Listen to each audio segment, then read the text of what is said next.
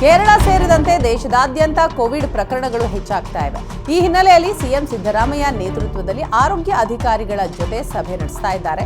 Corona ನಿಯಂತ್ರಣ ಮಾಡುವ ಸಂಬಂಧ ತಾಂತ್ರಿಕ ಸಲಹಾ ಸಮಿತಿ ಹಾಗೂ ಆರೋಗ್ಯ ಇಲಾಖೆಯ ಅಧಿಕಾರಿಗಳ ಗೃಹ ಕಚೇರಿ ಕೃಷ್ಣಾದಲ್ಲಿ ಸಮಾಲೋಚನೆ ನಡೆಸ್ತಾ ಇದ್ದಾರೆ.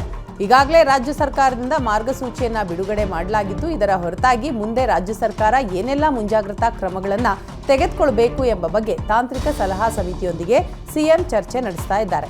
ಸಭೆಯಲ್ಲಿ ಡಿಸಿಎಂ ಡಿಕೆ ಶಿವಕುಮಾರ್, ಆರೋಗ್ಯ ಸಚಿವ ದಿನೇಶ್ ಗುಂಡೂರಾವ್, ಟ್ಯಾಕ್ಸ್ ಸಮಿತಿಯ ಸದಸ್ಯರು ಸೇರಿದ ಹಾಗೆ ಆರೋಗ್ಯ ಇಲಾಖೆಯ ಹಿರಿಯ ಅಧಿಕಾರಿಗಳು ಭಾಗಿಯಾಗಿದ್ದಾರೆ.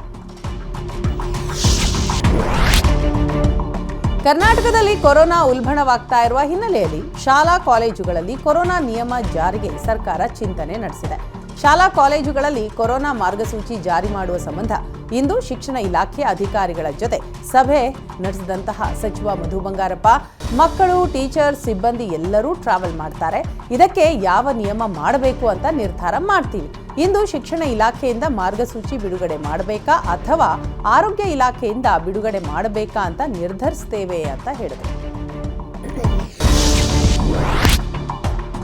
ಹೊಸ ವರ್ಷಕ್ಕೆ ರಾಜ್ಯದಲ್ಲಿ ಕೊರೋನಾ ಕಂಟಕವಾಗುವ ಸಾಧ್ಯತೆ ಇದೆ. ಜನವರಿ ಮೊದಲ ವಾರದಲ್ಲಿ ಕೊರೋನಾ ಏರಿಕೆ ಎಲ್ಲ ಲಕ್ಷಣಗಳು ಗೋಚರಿಸ್ತಾ ಇವೆ. ಜನವರಿ ಮೊದಲ ವಾರದಲ್ಲಿ ಕೊರೋನಾ ಹೆಚ್ಚು ಕೇಸ್ ದಾಖಲಾಗುವ ನಿರೀಕ್ಷೆ ಇದ್ದು, ಸೋಂಕಿತರ ಸಂಖ್ಯೆ ಹೆಚ್ಚಳವಾಗುವ ಸಾಧ್ಯತೆ ಇದೆ ಅಂತ ಆರೋಗ್ಯಾಧಿಕಾರಿಗಳು, ತಜ್ಞ ವೈದ್ಯರಿಂದ ಕಳವಳ ವ್ಯಕ್ತವಾಗಿದೆ. ಇನ್ನು ಜನವರಿಯಲ್ಲಿ ಕೊರೋನಾ ಪ್ರಕರಣ ಹೆಚ್ಚಳವಾಗಿ ಫೆಬ್ರವರಿ ತಿಂಗಳಿನಲ್ಲಿ ಸೋಂಕು ಇಳಿಕೆಯಾಗುವ ನಿರೀಕ್ಷೆ ಇದೆ. ಲೋಕಸಭೆ ಚುನಾವಣೆಗೆ ಬಿಜೆಪಿ ಜೊತೆ ಮೈತ್ರಿ ಮಾಡಿಕೊಂಡ ಬಳಿಕ ಮೊದಲ ಬಾರಿಗೆ ದಳಪತಿಗಳು ಪ್ರಧಾನಿ ನರೇಂದ್ರ ಮೋದಿ ಅವರನ್ನ ಭೇಟಿ ಮಾಡಿದ್ದಾರೆ. ಇಂದು ಮಾಜಿ ಪ್ರಧಾನಿ ಎಚ್ ಡಿ ದೇವೇಗೌಡರು, ಪುತ್ರರಾದ ಎಚ್ ಡಿ ಕುಮಾರಸ್ವಾಮಿ ಮತ್ತು ಎಚ್ ಡಿ ರೇವಣ್ಣ ಅವರೊಂದಿಗೆ ಮೋದಿ ಅವರನ್ನ ಭೇಟಿಯಾದರು. ಭೇಟಿಯ ಸಂದರ್ಭದಲ್ಲಿ ಸೀಟು ಹಂಚಿಕೆ, ಮೈತ್ರಿಯ ಬಗ್ಗೆ ಮಾತುಕತೆ ನಡೆಸಿದ್ದಾರೆ. ಭೇಟಿ ಮಾಡಿದ ಬಳಿಕ ಫೋಟೋಗಳನ್ನು ಪ್ರಧಾನಿ ಮೋದಿ ಪೋಸ್ಟ್ ಮಾಡಿದ್ದು, ಮಾಜಿ ಪ್ರಧಾನಿ ಎಚ್ ಡಿ ದೇವೇಗೌಡ ಅವರನ್ನ ಭೇಟಿಯಾಗಲು ಯಾವಾಗಲೂ ಸಂತೋಷವಾಗುತ್ತೆ.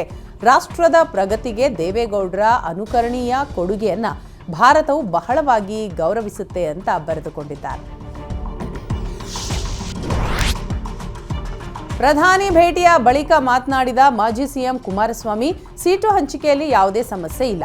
ನಾವು ಒಟ್ಟಾಗಿ ಲೋಕಸಭೆ ಚುನಾವಣೆ ಎದುರಿಸ್ತೇವೆ. ಮೈತ್ರಿಯ ಬಗ್ಗೆ ಜೆಡಿಎಸ್ ಶಾಸಕರಿಗೆ ಯಾವುದೇ ಅಸಮಾಧಾನ ಇಲ್ಲ. ಜೆಡಿಎಸ್ನ 19 ಶಾಸಕರು ಒಗ್ಗಟ್ಟಾಗಿ ಕೆಲಸ ಮಾಡ್ತೇವೆ ಅಂತ ಹೇಳಿದ್ರು. ಇನ್ನು ಲೋಕಸಭೆ ಚುನಾವಣೆಗೆ ಸ್ಪರ್ಧಿಸುವ ವಿಚಾರ ನನ್ನ ಮುಂದಿಲ್ಲ.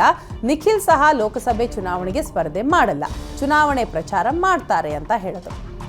ನೀವು ಪೋಷಕರಾಗಲು ಕಾಯುತ್ತಿದ್ದೀರಾ? ಚಿಂತಿಸದಿರಿ. ಓಯಾಸಿಸ್ ಫರ್ಟಿಲಿಟಿ 90,000 ದಂಪತಿಗಳ ಜೀವನದಲ್ಲಿ ಸಂತೋಷವನ್ನು ತಂದಿದೆ. 7825893601ಗೆ ಕರೆ ಮಾಡಿ. ಅತ್ಯದ್ಭುತ ರಿಯಾಯಿತಿ ಪಡೆಯಿರಿ ಹಾಗೂ ಎಲ್ಲರಿಗೂ ಗುಡ್ ನ್ಯೂಸ್ ಕೊಡಿ. ಗೃಹ ಕಚೇರಿ ಕೃಷ್ಣಾದಲ್ಲಿ ಸಿಎಂ ಸಿದ್ದರಾಮಯ್ಯ ಅವರನ್ನ ಹ್ಯಾಟ್ರಿಕ್ ಹೀರೋ ಶಿವರಾಜ್ ಕುಮಾರ್ ಭೇಟಿಯಾಗಿ ಶನಿವಾರದಿಂದ ಪ್ರಾರಂಭವಾಗಲಿರುವ ಸ್ಯಾಂಡಲ್ವುಡ್ ಕ್ರಿಕೆಟ್ ಪಂದ್ಯಾವಳಿಗೆ ಆಹ್ವಾನಿಸಿದರು. ಬಳಿಕ ವಿಷ್ಣುವರ್ಧನ್ ಸ್ಮಾರಕ ನಿರ್ಮಾಣ ವಿವಾದ ಸಂಬಂಧ ಮಾತನಾಡಿದ ಶಿವರಾಜ್ ಕುಮಾರ್, ಸ್ಮಾರಕ ನಿರ್ಮಾಣ ವಿಚಾರದಲ್ಲಿ ವಿಷ್ಣು ಸರ್ ಕುಟುಂಬದವರ ತೀರ್ಮಾನಕ್ಕೆ ನಾವು ಬದ್ಧ. ವಿಷ್ಣು ಸರ್ ಮೇಲೆ ಎಲ್ಲರಿಗೂ ಅಭಿಮಾನ, ಪ್ರೀತಿ ಇದೆ. ಅಭಿಮಾನಿಗಳು ಇದರ ಬಗ್ಗೆ ಚರ್ಚೆ ಮಾಡೋದು ಬೇಡ ಅಂತ ಹೇಳಿದರು. ಗೃಹ ಸಚಿವ ಡಾಕ್ಟರ್ ಜಿ ಪರಮೇಶ್ವರ್ ನಿವಾಸದ ಎದುರು ಮಾಜಿ ಶಾಸಕ ಹಾಗೂ ಪೊಲೀಸ್ ಸಿಬ್ಬಂದಿಯ ನಡುವೆ ವಾಗ್ವಾದ ನಡೆದಿದೆ. ಗೃಹ ಸಚಿವರ ಭೇಟಿಗೆ ಆಗಮಿಸಿದ ದೊಡ್ಡಬಳ್ಳಾಪುರ ಮಾಜಿ ಶಾಸಕ ವೆಂಕಟರಮಣಯ್ಯ ಹಾಗೂ ಬೆಂಬಲಿಗರು ಪೊಲೀಸ್ ಸಿಬ್ಬಂದಿ ಜೊತೆ ವಾಗ್ವಾದಕ್ಕೆ ಇಳಿದಿದ್ದಾರೆ.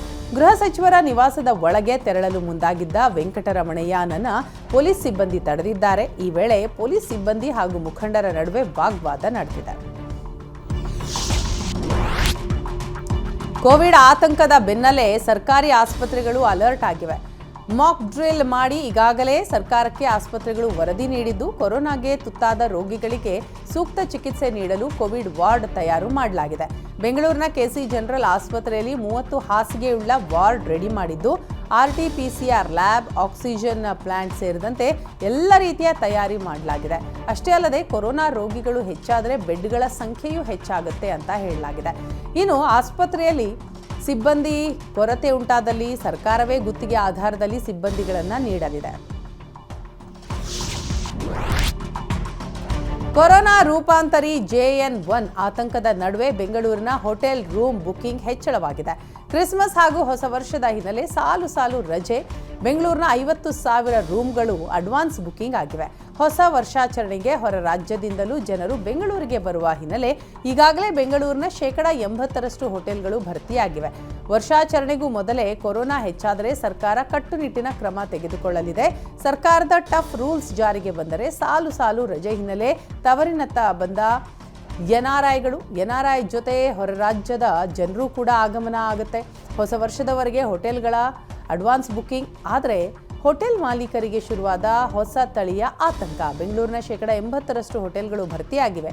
ಬೆಂಗಳೂರಿಗೆ ಬರ್ತಾ ಇರುವ ಹೊರ ರಾಜ್ಯದ ಪ್ರವಾಸಿಗರು ಬೆಂಗಳೂರು ಸೇರಿ ರಾಜ್ಯದ ಬೇರೆ ಭಾಗಕ್ಕೆ ಜನ ಬರ್ತಾ ಇದ್ದಾರೆ. ವಿಮಾನ ಬಸ್ ದರ ಏರಿಕೆ ಆದರೂ ಬರ್ತಾ ಇರೋ ಜನರು ಹೊಸ ವರ್ಷದ ಆಚರಣೆಗೂ ಬೆಂಗಳೂರಿಗೆ ಜನ ಬರ್ತಾ ಇದ್ದಾರೆ. ಕ್ರಿಸ್ಮಸ್ಗೆ ಬೇರೆ ದೇಶದಲ್ಲಿ 1 ತಿಂಗಳಿಗೂ ಹೆಚ್ಚು ರಜೆ ಇರುತ್ತೆ. ಹಾಗಾಗಿ ಎನ್ಆರ್ಐಗಳು ಬರೋದಕ್ಕೆ ಇದು ಕೂಡ ಒಂದು ಕಾರಣ. ಹೋಟೆಲ್ ಮಾಲೀಕರಿಗೆ ಕೊರೋನಾ ಆತಂಕ ಈಗಾಗಲೇ ಹೆಚ್ಚಾಗಿದೆ. ಹೊಸ ವರ್ಷದಲ್ಲಿ 80% ಹೋಟೆಲ್ ರೂಮ್ ಬುಕ್ ಆಗಿವೆ. ಮುಂಗಡವಾಗಿ ಹೋಟೆಲ್ ರೂಮ್ಗಳಿಗೆ ಹಣ ಪಾವತಿ ಮಾಡಿದ್ದಾರೆ ಜನ.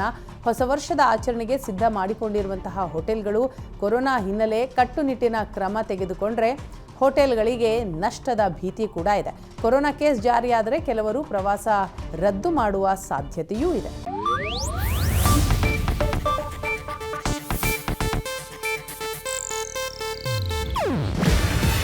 ಇದು ಏಷ್ಯಾನೆಟ್ ನ್ಯೂಸ್ ನೆಟ್ವರ್ಕ್ ಪ್ರಸ್ತುತಿ. ನೀವು ನೋಡ್ತಿದ್ದೀರಾ ಏಷ್ಯಾನೆಟ್ ಸುವರ್ಣ ನ್ಯೂಸ್.